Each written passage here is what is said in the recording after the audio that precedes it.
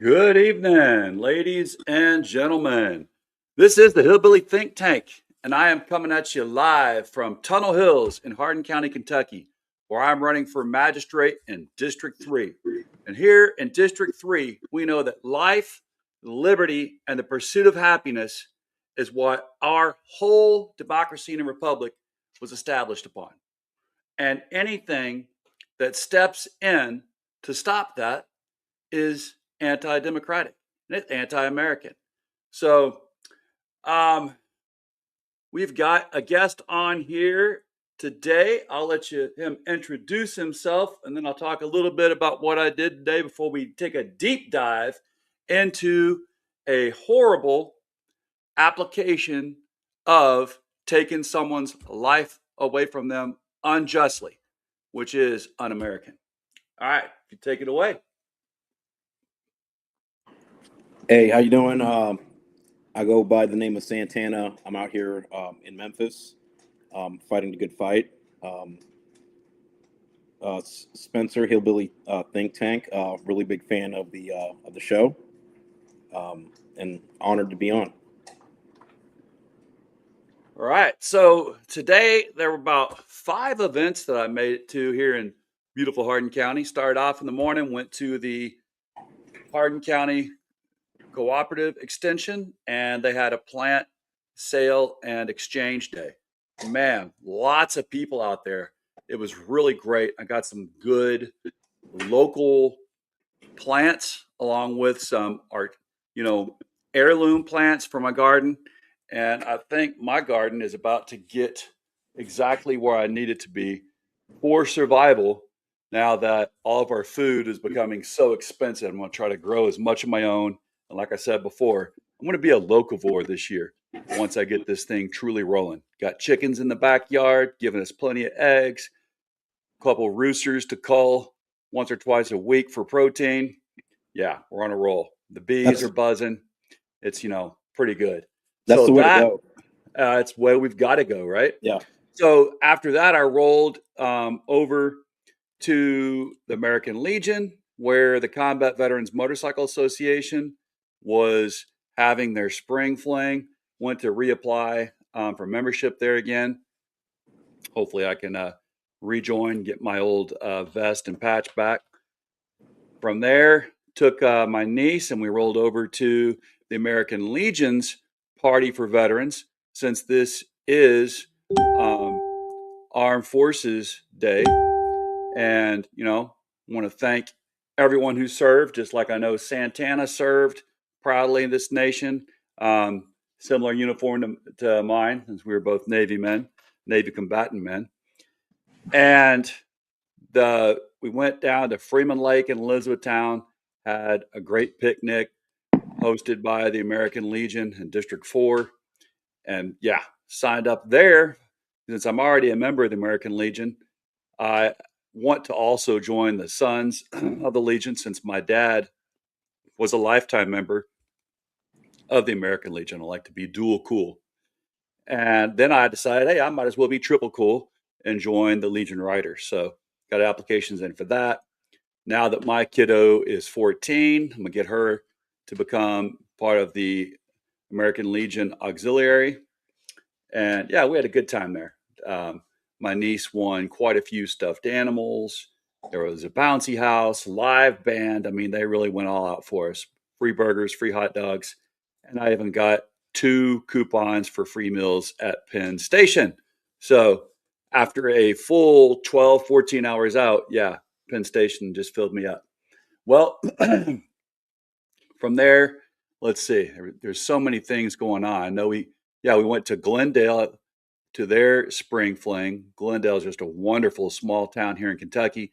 But that's the town that is, if you don't know, if you don't live here in Hardin County, that's the town that just got hit hard. When I got here in 2021, they were talking about this brand new electric vehicle battery plant that was going to be built.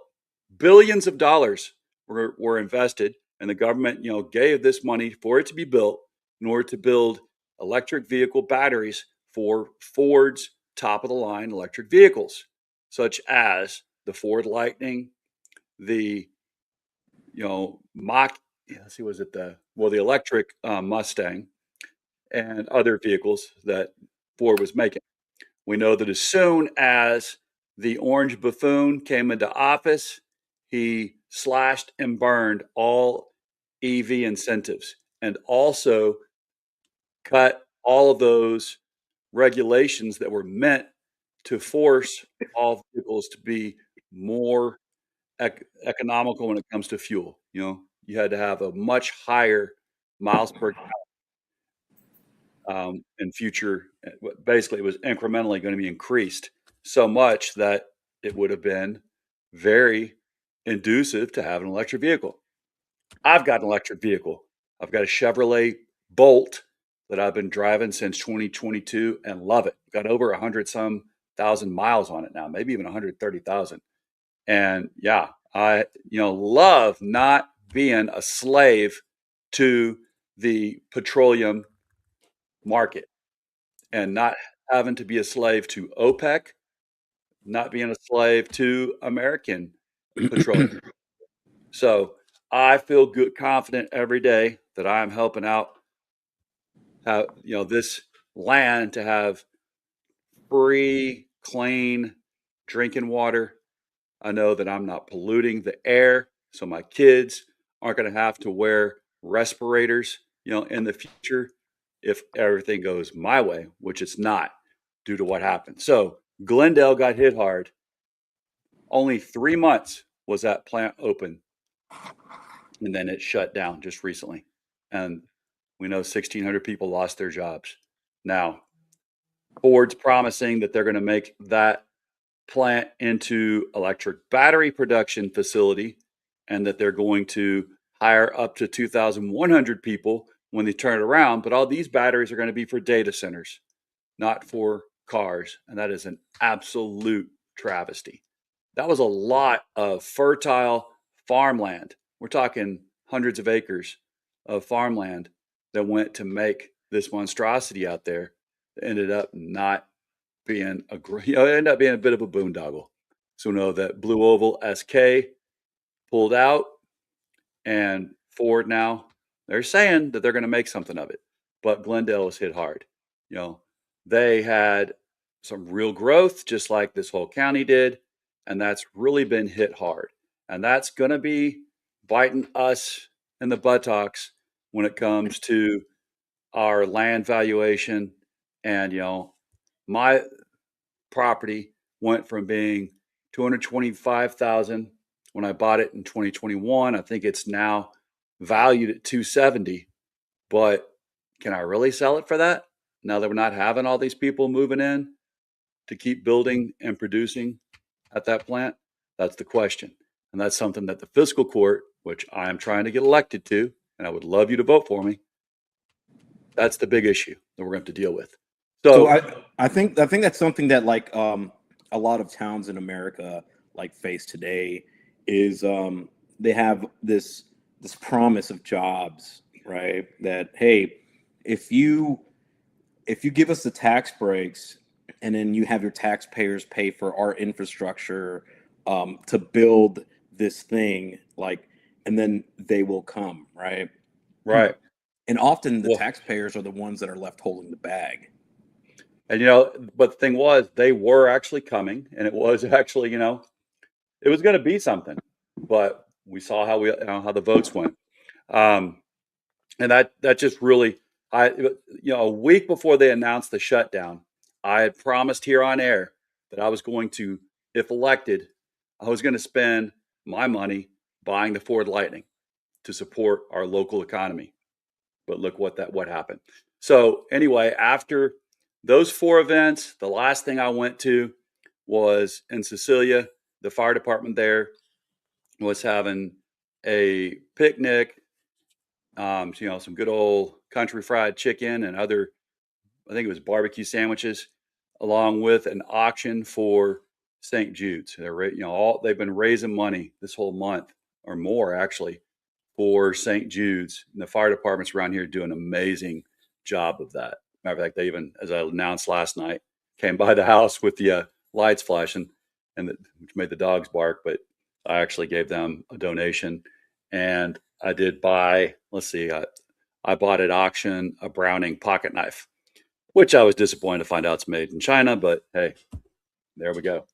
But anywho, that was my evening all the way up until now. And here we go. Santana and I, we are very, very concerned about the way America is headed when it comes to this promise of life, liberty, and the pursuit of happiness. This, understanding that that is something that Providence has endowed us all with, and that can't be taken away from us. That's what it said when they said it's an inalienable right. That means no one can take those from you.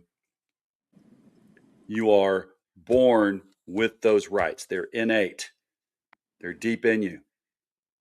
That right to life, liberty, and pursuit of happiness. So now, what the problem is, to have that, you need government of the people, by the people, and for the people.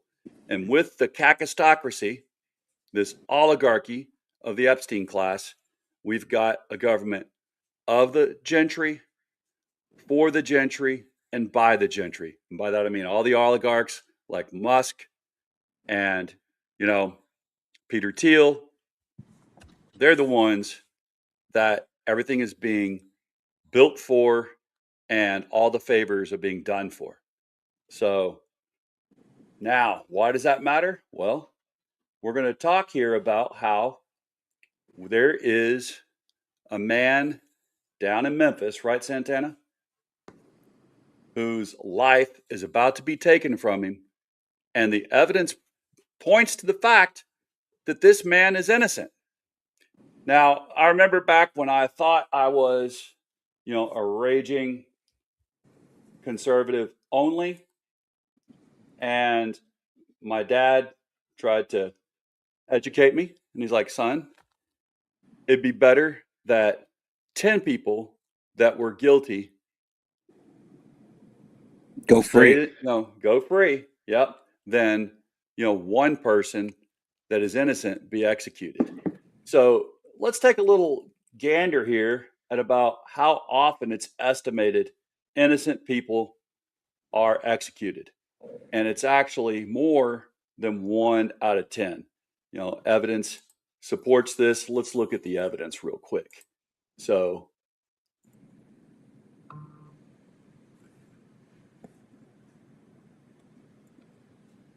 let's see here.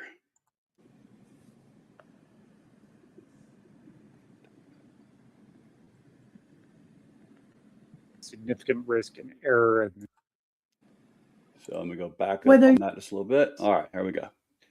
So the Innocent Project estimates that there are about 4% of these sentenced to death are likely innocent, highlighting a significant risk and error in the system. Like, I think that if they were more strict about the punishment and availability, but you had to actually be certain that something happened, like actual have evidence and proof of putting that person pulling the trigger or whatever, and obviously there's more of like a backing to saying that that person should be killed for it. Yes. So 4%. Are you a mathematician there, Santana? Sometimes when I'm not drinking. So, I stayed at a Hotel 6 last night. So I'm going to say that 4% is what? 4 out of 100, right? Yeah. So easy. we're looking at all more. day. Isn't that more than 1 out of 10? Yeah. So like, that's yeah. So 4% is yeah. So we're looking at a real serious deficit in truth, justice, and the American way. Absolutely, that is un-American to kill innocent people. I would expect that in Iran. I would expect that in Yemen. I would expect to that point in Afghanistan. To that point, like if 4 out of 100 flights that take off crash, that's a serious issue. Exactly. Like, just think I about couldn't it say in that that better. perspective. That's the perspective to think about it. Would you even get on a plane if you knew that 4 out of 100 were going to take off and kill innocent people? No, you wouldn't. So today I'm honoring my departed brother since it is Armed Forces Day. We used to like to sip lemonade and bourbon in honor of our papaw, who that was his favorite drink. But what's your flavor of the day? Tom's asking. I'm drinking Heineken. Heine. All right. You're a Heine man. Got it. We got, so Tom, yeah, he asked what the flavor was. That's why I told him what mine is, but he was actually asking you. I actually partaking of 10 Runner. So that's made here by Boundary Oak here in Hardin County. Apparently, there is a number 10 race car, NASCAR racer. He ordered a bunch of his own, bourbon to give out and didn't pick them up. That's actually really good weeded bourbon. All right. So Tom is saying 1 is too many. And yeah, I'm sure Tom would agree that 4 is far too many. We got Ryan on here saying the Constitution is cooked.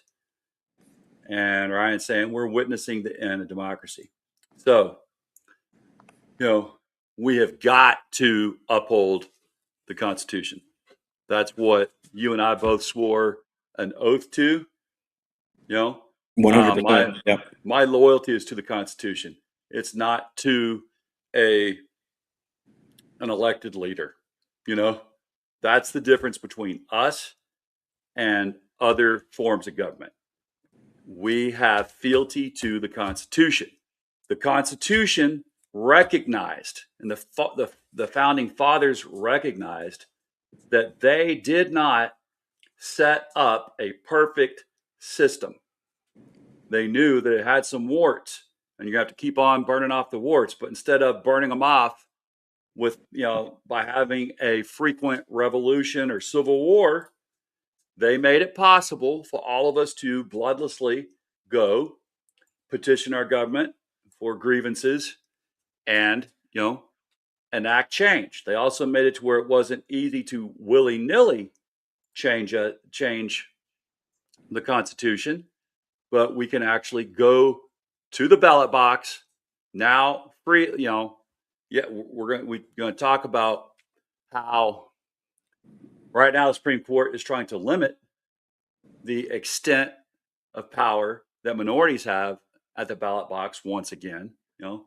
But ever since Andrew Jackson made it possible for men that did not own land, white men that did not own land, to actually vote, we've done nothing but have a history of increasing, the types of people that we allow to vote. Now we've had some horrible missteps, violent and tragic missteps, but we've had a history of, after having some buffoons like we have in Supreme Court now, as a majority, along will come some that would, correct the course. But, Thurgood Marshall, for instance, one of those. But now, we're taking definitely some steps backwards as, the cactocracy is realizing their days are limited. I don't think they're understanding it enough, but they're doing everything they can to stack the results of democracy in their favor and to undo democracy through using quasi-democratic process. And I think that by blocking some folks from representation, that they're going to be able to quell the, overwhelming changes that American demographics are seeing, and history is not going to be kind to these folks. What do you think? Absolutely not. Yeah. So yeah, I'm reading this comment here. Better way to 2A. We can't vote our way out of this one. buy a gun. So I completely Well, agree with that. We have the soap box, the ballot box, and then the ammo box, right? and Malcolm X said that folks had a choice in the 60s. Either go to the ballot box en masse, overwhelmingly en masse, or it would be the bullet box. Well, as someone who still has nightmares at night and is woken up choking my wife because I thought I was being killed by a person I killed, and also on other nights who wakes up weeping, remembering the innocent children that we killed in combat. Everybody that's pushing on either side, of our system, either the left or the right, for us to start shooting our way into the form of government that we want, you've got to fucking recognize that those of us veterans who've been in combat, we know what it's like.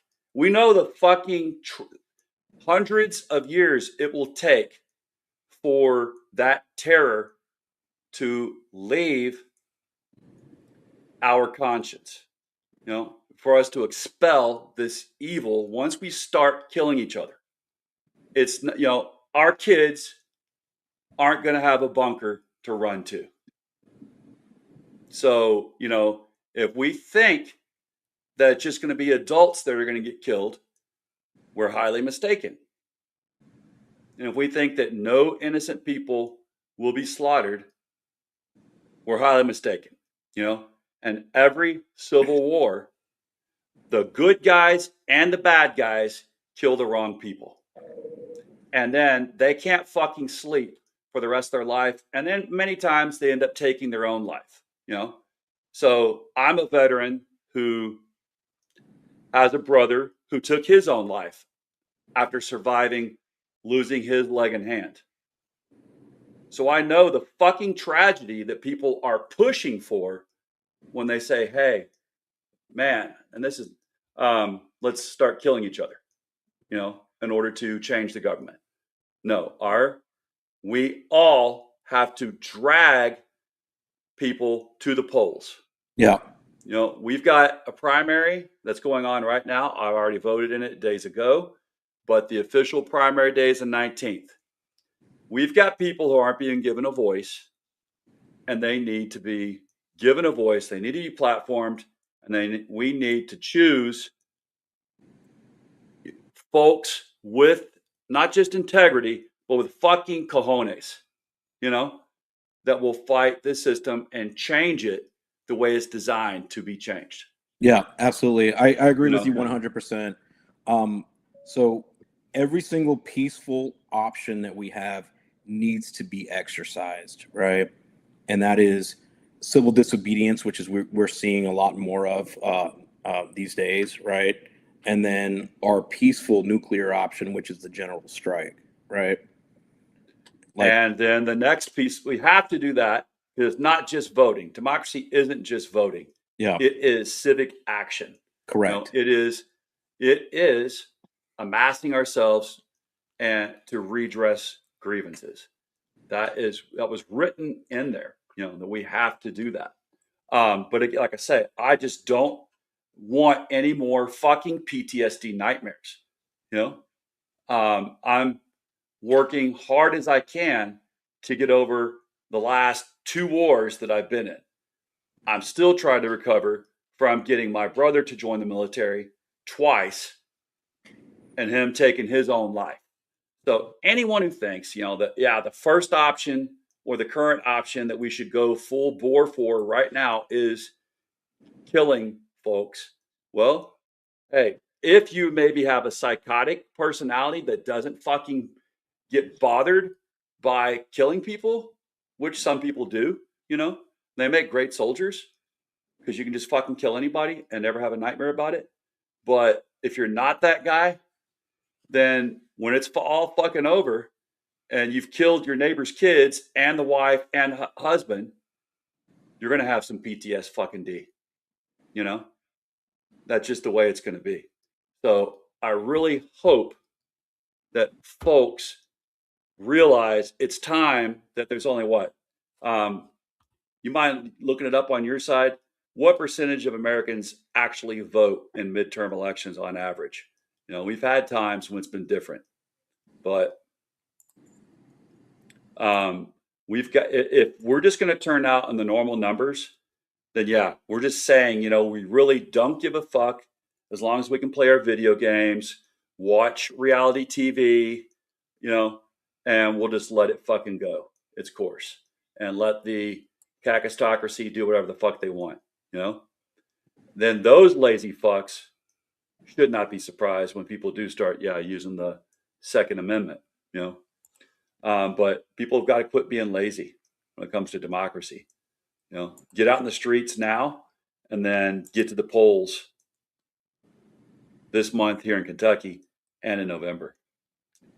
All right. Hey, goes to John Brown. So John Brown is telling me that his comments are getting removed, and this is totally fucking asinine. So I think I know what he's posted, and I'll type it in here at the end, see what happens. All right. So we got Renaissance Hillbilly on here saying, good evening. Good evening, Renaissance Hillbilly. Ryan saying that, hey, we're the settlers and the imperialists. Renaissance Hillbilly says, I was voter number 15. Freaking awesome. Yeah, I voted, I think it was either Tuesday or Wednesday. I'm trying to remember myself. Tom says, my great-grandmother was born in 1877 in Woodville, Virginia, in the shadows of a lot of fighting of the 1860s. Two of her uncles fought under John Mosby. I'm not in favor of war. Yeah. And I've been doing a lot of studying of my ancestry, especially, the Kentucky ancestry, and mostly proud of it. But then I have some, what do you call it? Side branches that, not proud of at all. All right. Static Somni says, OMG the dog. Dom says, I am, however, in favor of being able to defend self and care for others. And absolutely, that is what that Second Amendment is there for. Absolutely. But say it is there in case some folks prevent our democratic elections from actually occurring, and they do trash the Constitution, then yeah, you've got another choice. DSA in front says, ensure people get to the polls. If you got to get a wheelbarrow out, then get people to the fucking polls. Absolutely. You've said exactly what I'm saying, but better than I could say it. Tom says, I do not belittle PTSD. That shit sucks. Yeah. And I just, that's the thing that I am really, it concerns me. I know how to kill. Also, obviously, because that was what I was trained for, and for 20 years, and I've been in two wars. First Gulf War, and then that 20-year war that we just ended recently. But just anybody who's advocating for that instead of trying to make sure that we've made every possible last-ditch effort to take over this democracy the way the Constitution made it to be taken over. Yeah, they're not going to sleep well at night because And Ryan says, why would you kill kids, Ryan? Unless you've been in war, that's what the fuck happens. That's what the fuck happens. No one asked for it, but that is what the fuck happens. There is crossfire. There is no clean fucking war, and that is the way it goes. Good guys and bad guys alike, So human nature ends up being just like the Lord of the fucking Flies, the Lord of the Flies novel. If you've ever been in combat, the worst of humankind and our worst tendencies come out in war, not the fucking best. There is no, oh yeah, easy, fucking clean way to kill people. You end up doing what we're talking about tonight. Combat does what we're getting ready to highlight tonight on a grand scale. It kills people that shouldn't be killed. You get demagogues on either side who think that they're absolutely right and they know who the good and the bad are. And there's no middle ground for them. All right. So the Renaissance Hillbilly says democracy is keeping yourself informed, but because your buddy says something on Facebook doesn't mean they know what they're talking about. That's absolutely freaking right. Vote early and vote often. Thank you. I've quoted my dad saying that not too long ago. Tom says the ghost of John Brown is right. Voting is the absolute minimum, and it is absolutely the absolute minimum, right? Old guy in North Carolina says, I'm discussing. Can you see any of these? Because it's getting really messed up on my end over here. Yeah, I can see I'm them. discussing my wife are volunteering as poll workers. Yes, that's another thing that people really, really should do right now, because we know they plan on stacking the decks, because all the good folks that were nonpartisan when it came to being poll workers, when he lost the election, that one in the middle, when he didn't become 45 twice and Biden got elected, it was due to honest poll workers. But they are planning to put dishonest poll workers in there. So people have got to get off their ass, ask for that Tuesday off or a week off if that's what it takes, since there's early voting also, and be the poll worker. Yeah, like our democracy depends on it. Absolutely. It cannot last without this. DSA Ironfront said, read The Things We Carry by Tim O'Brien. DSA Ironfront, thank you. That, if you've never been to combat, go on ahead, pick that up. They Move says amen. If you haven't read Things They Carry, yeah, that's what you will carry the rest of your life, and that's what we put. That's the position we put 18-year-olds into when we ask them to start, and 19-year-olds, 20-year-olds to start killing people. We ask them not to go for retribution when they just lost their best friend and they decide, oh, I'm going to go into this place and kill every man, woman, and child I find, because I heard that that's a town of a party majority that I don't like. So I'm just going to willy-nilly kill everybody. And if you don't think that happens in fucking Civil War, you're deluded. Watch, what was it? I'm trying to remember the movie about the American Civil War based in North Carolina. Was it, I want to say Cold Creek.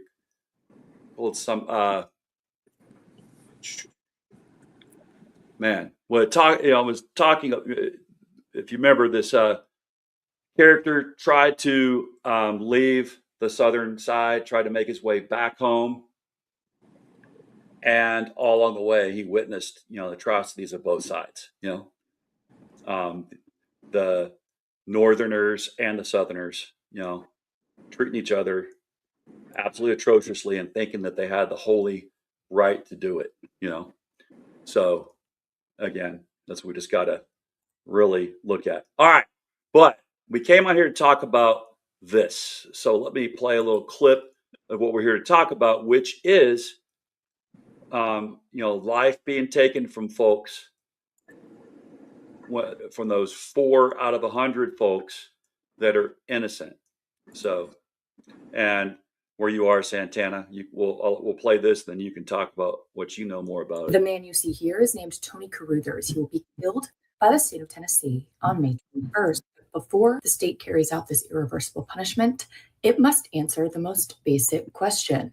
Do they have the right person? In February of 1996, Tony Caruthers was denied an attorney and forced to represent himself in a death penalty trial. He was convicted and sentenced to death for his alleged involvement in the kidnapping and murder of 3 people. Number 1, the DNA and fingerprint evidence. There is no physical evidence linking Tony to the kidnappings or murders. All of the physical evidence they did collect either does not match Tony or has never been tested. And there are 6 still unmatched fingerprints that we know don't match Tony, the victims, or the other alleged perpetrators. The jury was never told about the 6 unmatched prints or that none of the fingerprints at the crime scenes matched Tony. The identity of the person whose prints were left at the crime scene is still unknown to this day. There was DNA. 2 bloodstains found on a piece of cloth used to bind the victims contained male DNA that did not match Tony, the victims, or the other alleged perpetrators. The identity of the person whose DNA is on that cloth is unknown to this day. Yet the state...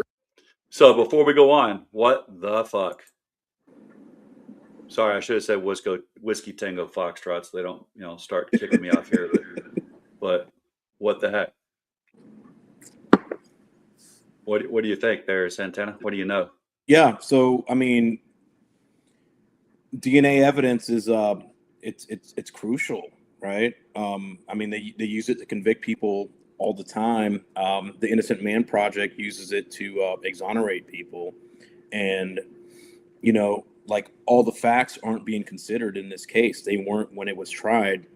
They had a member, somebody that had testified was a paid informant that later recanted their testimony.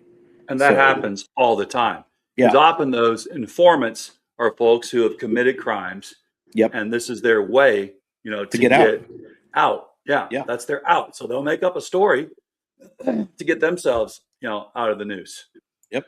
So, I mean, and the thing is, test the DNA, right? That's evidence in the trial. We have the technology, like absolutely test it before you send an innocent man to death. Absolutely. Refuses to compare prints or DNA to the alternative suspect. In 2011, Tony's co-defendant told an investigator that Tony was not involved in the kidnapping or murders and pointed them to an alternative suspect whose DNA and fingerprints are on file at the medical examiner's office. The unidentified prints and DNA have never been compared to this alternative suspect. The state has refused to consider this evidence that could exonerate Tony. Other items were collected from the crime scenes that the state inexplicably never tested for DNA or fingerprints. These items include fingernail scrapings from the 3 victims and the bindings found with the victims. Testing this DNA could reveal that another person committed this crime. For years, Tony has been asking the court to compare the unidentified fingerprints to the alternative suspect, and Tennessee has refused. Number 2, false testimony from paid informants. With no physical evidence linking Tony to the crimes, the prosecutor's case was based almost entirely on the false testimony of a single paid informant named Alfredo Shaw, who later recanted his testimony. This testimony to a grand jury was the main reason prosecutors were able to charge Tony at all. That paid testimony wasn't even a first-hand account of the crimes. He merely claimed that Tony confessed to him. But Shaw later recanted all of this in a TV interview, saying the confession never happened. Yet, before Shaw testified at trial, prosecutors threatened him with perjury charges if he contradicted his original grand jury testimony. Under that pressure, Shaw repeated the false confession story to the jury. And the jury was never told that the witness had been paid by the state to testify. The state lied about it repeatedly for 30 years. Prosecutors repeatedly withheld information and lied on the record, insisting that Alfredo Shaw was not paid or otherwise incentivized in exchange for his testimony against Tony. It wasn't until August of 2024 when they finally handed over more than 20 pages of evidence showing ledgers of payments between Shaw and law enforcement from the 1980s until at least 2003. Number 3, Tony Carruthers was forced to represent himself at trial despite the Constitution guaranteeing a right to an attorney in all criminal proceedings. The judge... Wait, what? Whiskey Tango Foxtrot again there, Santana. What do you know about that? Yeah, basically that. He represented himself. All of this was denied. Forced to? I mean, that is a flagrant violation of the Constitution.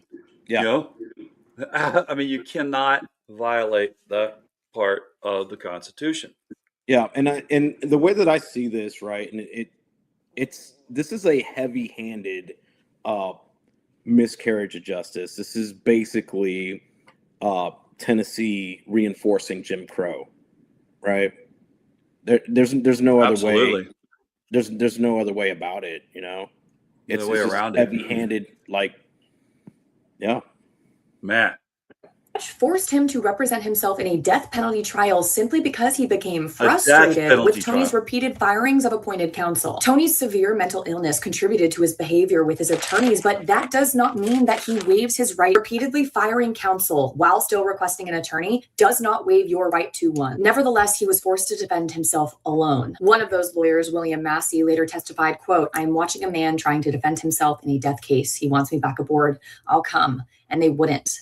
They wouldn't let me back aboard. After the removal of his lawyers, Tony Carruthers repeatedly begged to have counsel appointed, stressing that he was not competent to handle a trial without an attorney. His requests were denied. On January 11th, February 20th, March 4th, and April 15th, 1996. Because Tony didn't have a lawyer, key aspects of the prosecution's case went unchallenged, including the circumstances surrounding Shaw's statements and his relationship with the state. During Shaw's testimony, for example, Tony directly asked Shaw if he had ever worked as a confidential informant. The prosecutor, knowing that Shaw was indeed a paid informant, objected to relevance, and the court sustained the objection. Tony's trial was so filled with errors due to his forced self-representation that on appeal, the court found his co-defendant deserved a new trial. The state then offered that co-defendant an Alford plea in 2006 and was sentenced to 27 years in prison. He was released in late 2015. If Tony is executed, he will be the first person in nearly a century to be put to death after being forced to represent himself at trial. Tennessee, I ask you again, do you have the right person? When the answer is a matter of life or death, they should be forced to take another look. I am partnering with the ACLU to urge everyone to sign the petition at the link in my bio to halt Tony Carruthers' execution on May 21st in just a few days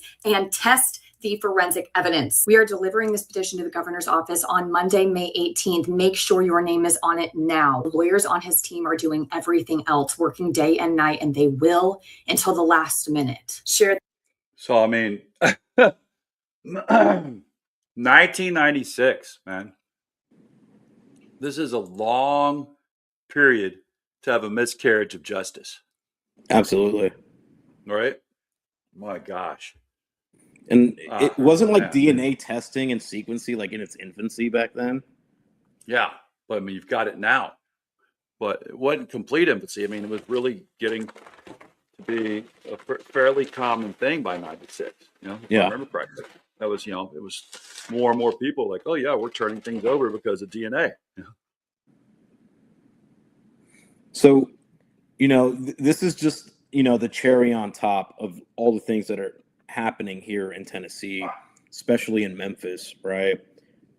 Tennessee is ground zero for alt-right Christian white nationalists, right? This is where they want to make like their example. But it's also the bedrock of African American Christian activists. Correct. Yes. Are pushing for true liberation theology. Yep. But this is ground zero. This is the battleground here. And we're fighting a good fight here in Memphis. And we're just silenced. Like people don't see nationally what we do here. Well, I've highlighted some things you've sent me before. Now I have to ask, because I lived for about 4.5, 5 years in Nashville when I was in college. Now live only 2 hours from there, but only occasionally get down there.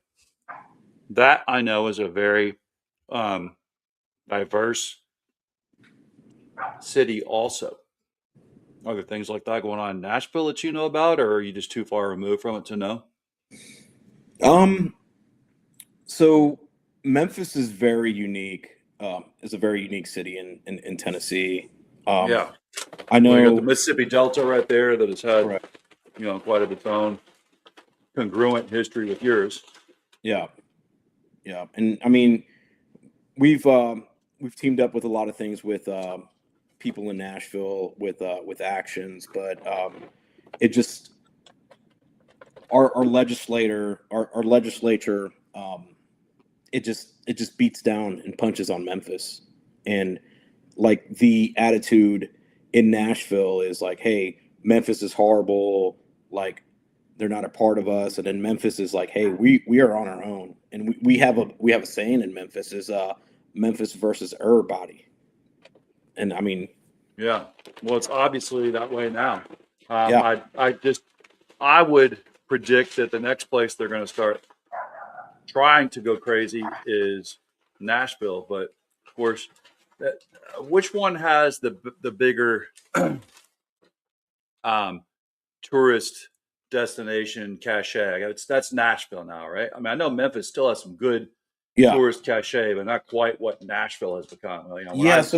So I'm not sure as far as tourism goes. Like we have a lot of tourism because of like Elvis, Stax Museum, like Beale Street, Beale Street, but like still not quite the pull of Music Row in Nashville. And now Yeah. You know, it's changed. I went to college there in the mid to late 90s. And since I came back, you know, in 2021, went down, I'm like, holy moly. Yeah. I mean, it's become way more similar to Vegas and New Yeah. York City, you know, Yeah. sky So rises that weren't there.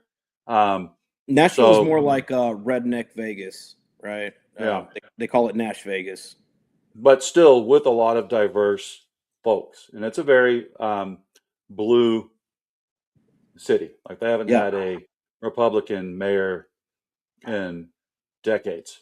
You Well, know, with this redistricting that they did, it's like it's changed a lot, right? Nashville too.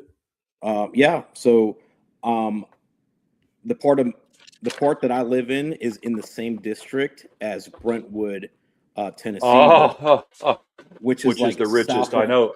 You know, I south of live right near it. Nashville, Yeah, right? yeah, And you yeah. need to take a look at these maps that they redrew. They are absolutely ridiculous. I've Like, glanced at it. Of course, I'm truly focused on Kentucky and Hardin County, but yeah. yeah, So they basically carved out the black vote like all over Tennessee. and all over the South now, unfortunately. Yeah. So we got someone here asking, you know, it's terrible times. He's calling himself. What about using the economy as a weapon of the wealthy? I don't know if he's asking what about when they use the economy as a weapon against us, or how about us using it against them? I've if you remember back in February, I did Freedom from Fascism February. Quit using Amazon. Quit helping Bezos. I refuse to be a cuck of Bezos now. And I've actually started, if I can order it on Amazon, then I know I can go order it from the manufacturer straight, you know. But why not just go buy stuff locally? That's what I'm also doing, because local shops around here, a lot of them are veteran owned. I want to support my fellow veterans here in Hardin County, but also every dollar you spend locally is almost completely reinvested back into the economy. It's the money stays here. But if I buy something in Minnesota, or if I buy something from Texas, money doesn't come back to Hardin County. So that's another thing I've been looking at. You're like, okay, if I take the time and I'm not lazy, I can find almost anything I want to buy and need to buy right here in Hardin County. And if I can't, I don't need to go to Bezos. I can go directly to the source. Or I couldn't find some shoes my size. So I went directly to the source of the manufacturer instead of giving Bezos his, cut. And I think that's, if you talk about using the economy as a weapon, not to facilitate the oligarchs from crushing us, that's what we got to do. Every dollar we donate to their war chest, well, it's just that, it's a war chest against us. Yeah. And Now, old we guy, started locally. We started a boycott list here locally. there you go. A That's lot what of we the need.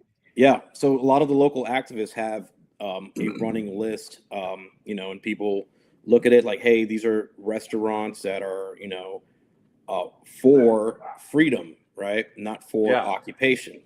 These are people that care. These are local dollars that care about our rights and our freedoms. And so, yeah, I will definitely link that here in the chat after the live, and maybe this is something that we can do throughout the South and throughout the nation. Yeah. We've got to. That's a key thing. There are manufacturers even that are not on the side of the fascists. Give them the money. Yeah. But if you can also do it to a small mom and pop group, do that. We had just Barnes and Noble here, and I like Barnes and Noble. I'll go buy from them, their brick and mortar store. But now we've got a local bookstore, and hey, I'm going downtown and buying my books locally. Being a big reader, and why would I? Number one, I'm not going to buy books on Amazon anymore, and Barnes and Noble's got plenty of money still. but Yeah. mom and pop joints. That's the bread and butter of America. Whoa, looks like, did we lose you, Santana? Can you hear me? I can't see you. Uh-oh. Well, there you go. Yeah. You're back. Yeah, you're back All now. right. Awesome. So, old guy in North Carolina. You want to read what he says there? Wow, no physical evidence linking him, no attorney, and unmatched prints and DNA evidence ignored. Yeah, absolutely. Absolutely. So this is going to turn into one of those things. It's like, hey, we are reinforcing Jim Crow South, and boom, heavy-handed. And it's just red meat for the races, the division, and the people who benefit from that division is the billionaire class, right? It's oldest trick in the book. Well, 100%. Yeah, it works.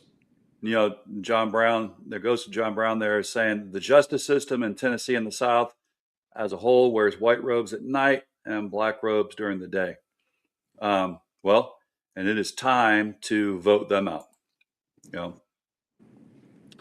Tom Armstrong says, is the link to the petition in your notes? That was in her notes. Unfortunately, I don't have a link to that petition. Let's see, I go back to that and find it in a second, see if we can see it there at the end. Terrible Time says, also known as the KKK. And Terrible Times says, the news recently reported white nationalists in Tennessee. Oh, yeah, that's a huge increase too, right? Having their own rich bunker towns that they're starting there, from what I've seen. Old guy in North Carolina. It's Tennessee. Anyone can contact a Dolly. She seems to be a good person with near infinite power. Yeah. Memphis has a Democrat mayor who folds and is for sale to the Republicans. That is absolutely that is freaking 100% shame. true. I will That's tell horrible. you that I went and visited our congressman Steve Cohen, talked to his staff, and they were basically like, what can we do, and Yeah. that's not something that represents the leadership that we need. Yeah. It's absolutely the leadership we got to have. All right, well, let's look at real quick. Unless she's going to repeat herself, we can determine it. Let's look at a link that you sent me earlier because I tried to find two. See if we get anything else out of it. If we don't, we'll just talk more about it on our own. Let's see. A man on May 21st who very well may be innocent, and we can actually do something about it. I know that it is hard to continuously get emotionally invested in stories, especially when we feel powerless. This is the only yesterday's news I'm doing because we have something we can do here. Tony Carruthers was convicted on no physical evidence. The fingerprints and the DNA at the scene do not match him, and they were never tested against the suspect his co-defendant named. He was also the first person in a century that was forced to represent himself at trial when he was denied legal counsel. All right, so there's that link. If you guys can see it there, https action.aclu.org. Can you see it there? Yeah, I have it here somewhere. I'm gonna put it in the chat here. Okay. See if I can copy and paste from here. It looks like I might be able to. Yeah, it looks like I can copy and paste. Let's see. Copy it. Paste. There we go. Now, hopefully people that watch this after we're live can actually go in and click on it. Something I don't know about. Yeah. All right. Tom says Monte Mater rocks. Yeah, so that's who we're watching right now. There's the link, guys, to it. Hope. Hey, Tom, if you could click on that, let us know if you can actually open it from there. Link worked. Awesome. Now, again, I don't know if it'll work when I'm not live. I'm not sure how this interaction after I get off this streaming platform, but yeah, Tom says he's gone there. Awesome. Done that. His co-defendant was granted a new trial because there were so many mistakes in the first trial. He was convicted on informant evidence. One of those informants was paid by the state, recanted his testimony, and the state lied about him being a paid informant for decades and hid it from the jury. The prosecution also lied to the jury, saying that the victims were buried alive, and they weren't. The medical examiner said that is not true, and jurors who were part of that trial said, if I had known they weren't buried alive, I never would have voted for the death penalty. The prosecution did it to get him on death row, and they were not willing to test the new evidence. The DNA doesn't match. The fingerprints don't match. He was denied representation, and he's supposed to be killed next week when what he deserves at minimum, at the bare minimum, is a retrial. So what I want you to do is share this story, share it to your stories and repost it. The ACLU is trying to stop this execution, which at best is faulty and at worst is intentionally framed around a man who had nothing to do with it. Sign the petition, share this video, share the link, share it to people you know, because we only have a week. Tennessee is set to execute a man on May 21st who very well may be innocent, and we can actually do something. Yeah. So, yeah, we've really got to, that's got to be it. Want to show something else because, we're talking about, hey, I've got someone else that I like to follow a lot who is trying to lead the way for all of us not to go down this path of, armed insurrection and leave us with more PTSD. He was you've heard of Graham Plattner, right? Santana? No, who's that? Oh, really? Okay. Well, let me show you. I did a thing on how to basically pull young men away from toxic folks, toxic men on social media platforms. Oh, the red pill pipeline. Yeah. And this guy had talked about, I use him as an example. We've got veterans like you and me. We need to be mentors to young men who have no more idea what it means to be a man anymore. They think that red pill pipeline is about being a man. And what I'm finding extremely worrisome, Santana, is, I teach in Louisville, Kentucky, and most of my students are minority, or very poor white kids. And I'm finding that a lot of black kids think that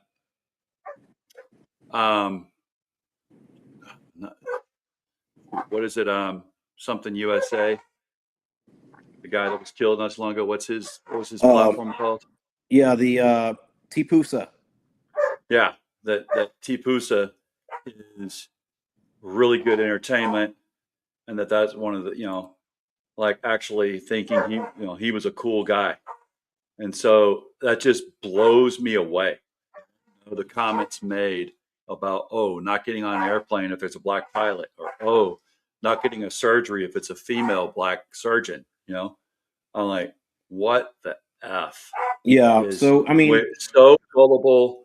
So parents are just not watching what the frick their kids are doing on social media. Yeah. Social media is more of a parent and spends more time with children than parents do, because we have fucking lazy parents right now. A parent would rather hand a kid a tablet and say, "Get the fuck away from me," rather than just sitting down and hear the kid talk nonsense if that's what they need to do. Yeah. I know it's tough. But a lot of it is too, like, a lot of kids want to be, little edgelords, right? They want to say things that are like shocking, or, like. Well, that's what is giving rise to Correct. fascism. Because it's entertaining. It's seen as a way to have an entertainment group, correct, rather than an actual helpful group. Yeah, So and it needs to be nipped in the bud, like. And well, we got a candidate in Maine who is a Marine Corps sniper veteran. We did, I think, 8 years maybe with the Marine Corps, and then went over and did some time with the Army, and then went back to Maine to be a oyster farmer. But we'll just give this is a long video. We definitely aren't going to play the whole thing, but just give a little bit of an idea of what he's talking about. He understands. He could have been sucked into that red pill pipeline with the anger that he came back from combat with, and the disillusionment that he came back from combat with. Yeah, but he says, hey, he likes to read, and he's always liked to read, and he's got a well-rounded idea of the world, and not just what a local, what some local red pillars tell him, or online red pillars tell him. Let's take a listen here. He wants a democratic revolution, but he recognizes that the last time we were in a situation like this, we got Franklin Delano Roosevelt, and he almost took us to where we needed to be before he died. Well, here, I'll let him tell it. Ashamed of.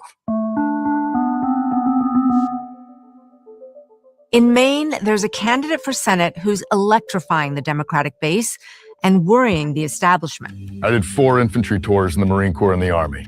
I'm not afraid to name an enemy. He's Graham Plattner, a progressive 41-year-old military vet and oyster farmer.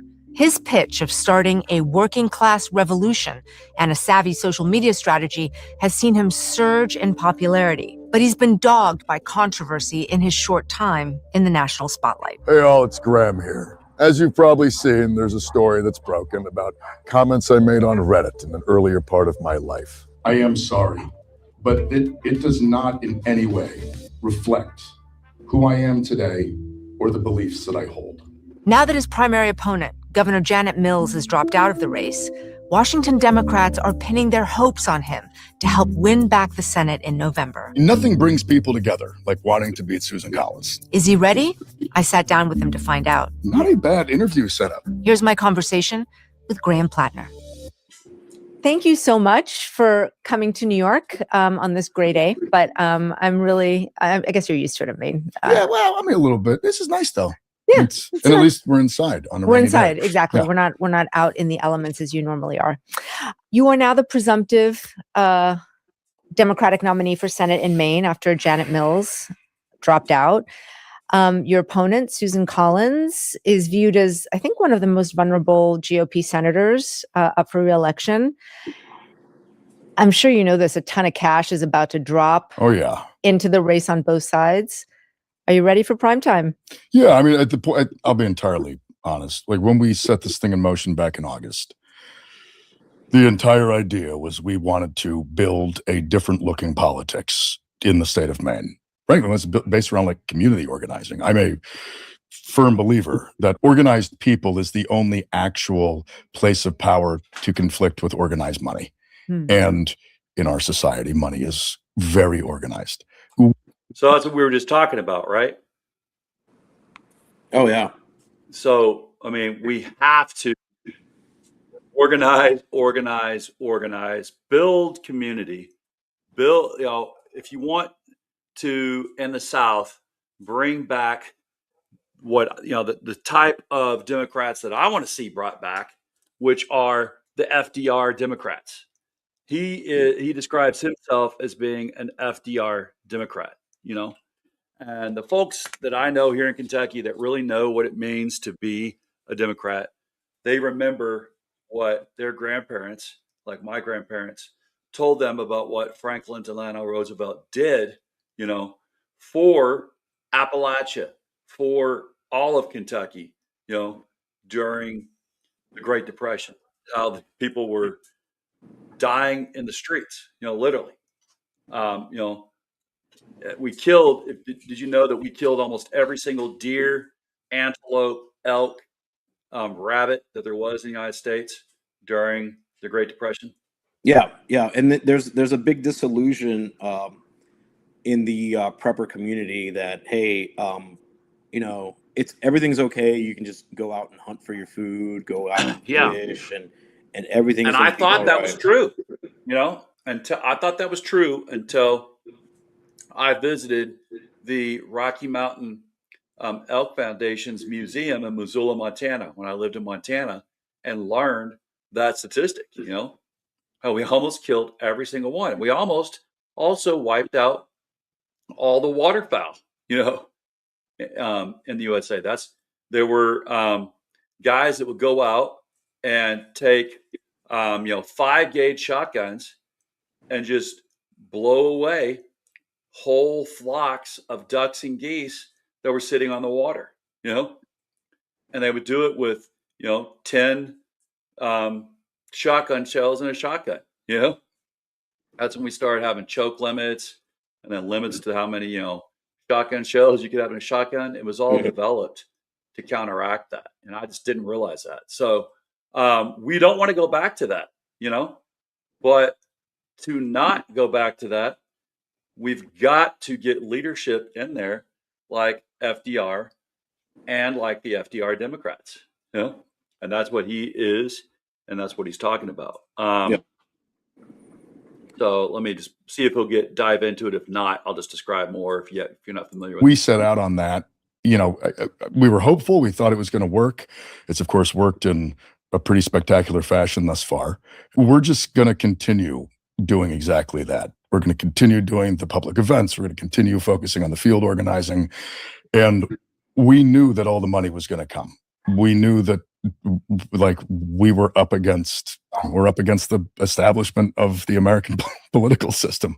In many ways, we were up against the Democratic establishment up until last week. And we figured at some point we were probably going to win that. And then we were going to go up against the Republican political establishment, which is where we find ourselves now. Obviously the test right now is if you can run in a general election.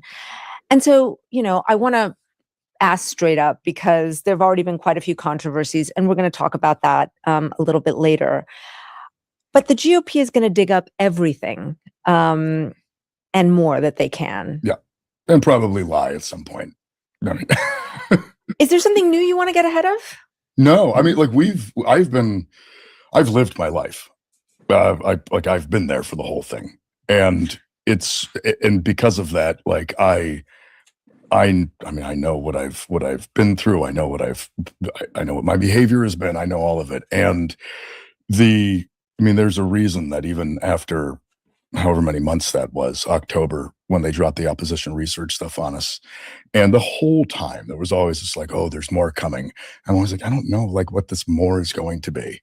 And these are all your social media posts, et cetera, which again, we'll talk about in a minute. And well, basically, you say you're not familiar with him? No, I'm not. Yeah, so he is pretty.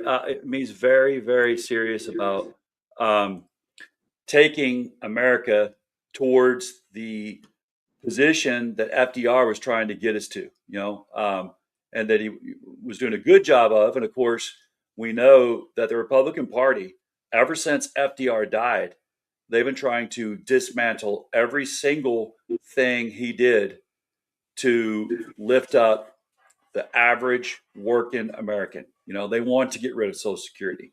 They want to get rid of all the things that came out of the New Deal. And they've been calling that socialism. I think his Reddit posts might have been something about, communism years ago. It's because the Epstein class, they covet every single dollar that we give the government, right? Through tax revenue.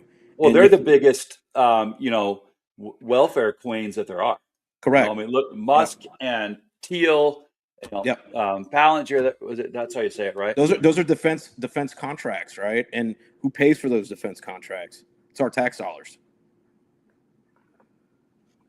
And that 1.5 trillion, if they want now for the defense, bill, it's going to go. A lot of that's going to go to them and to the Trump sons, the eldest Trump sons, who invested heavily in the drone industry that got miraculously picked up the bid for the defense contracts as soon as this war started, or right before it started. We are in the boss tweet era, I tell you. Yeah, we absolutely are. Nothing more you can say about that. Well, I don't want to drag on for folks because we start off the mission, and that is for everyone to be aware of the Tim Carruthers situation in Memphis.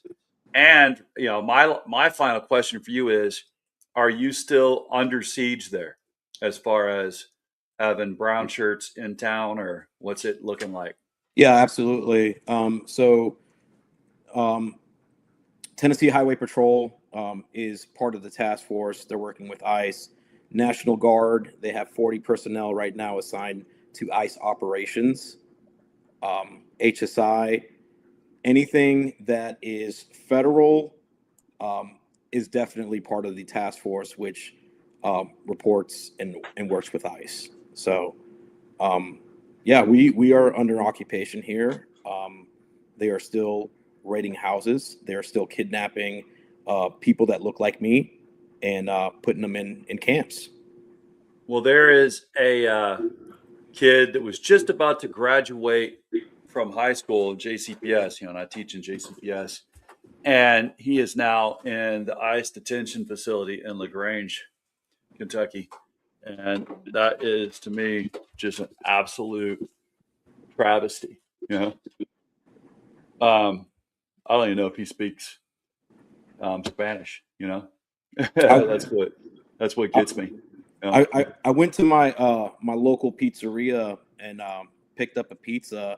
Saw somebody I haven't spoken with in a long time, and he was telling me his roommate was snatched up by ICE and spent 2 months down in regular jail, and then was transferred to the Mason facility here in Tennessee.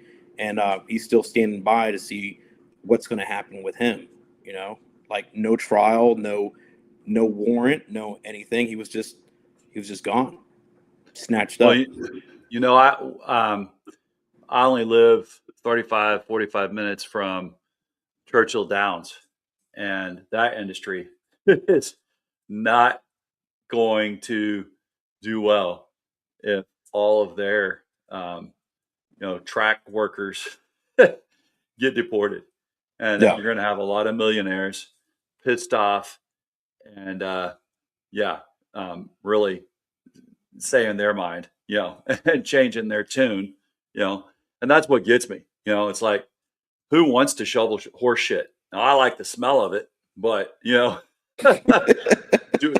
and I used to enjoy that. Yeah, I'd love to have it for my garden, but do I want to give up my master's level work, that I'm doing as a teacher, to go down the road from where I teach and shovel horse shit and take that job?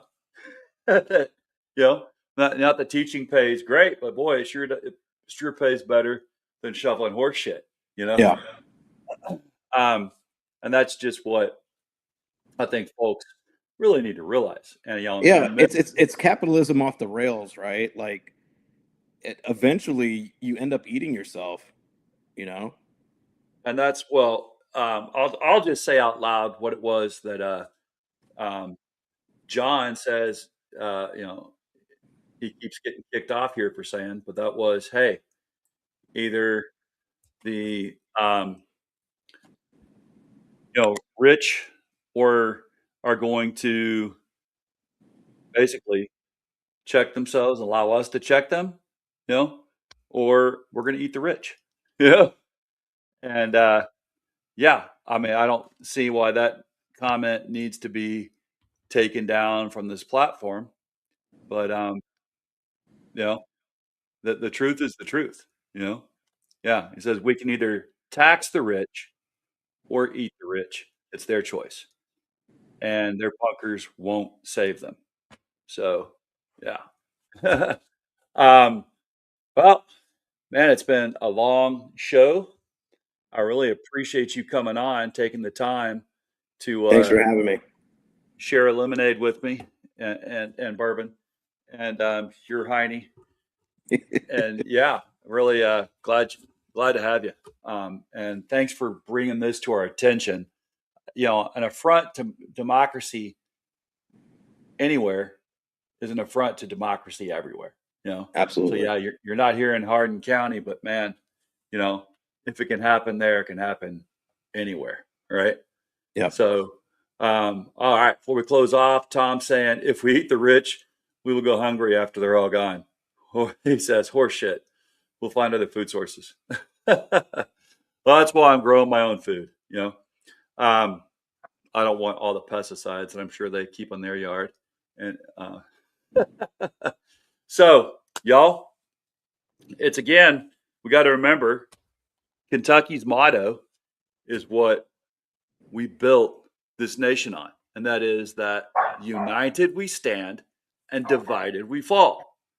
Now, these divisions are only helping one group in America, and that's the Epstein class.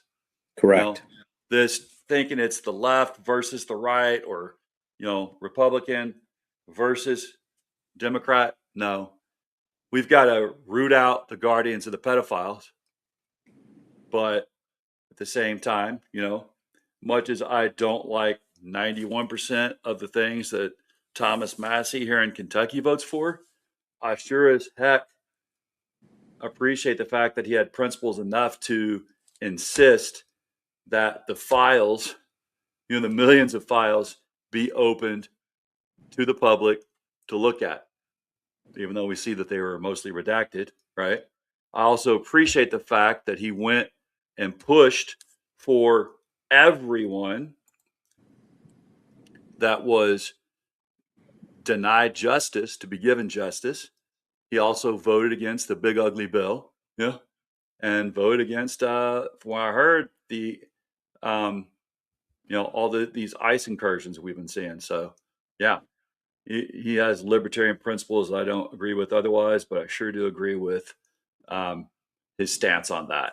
So again, that proves, he's a Republican, but he's someone that, we can work with.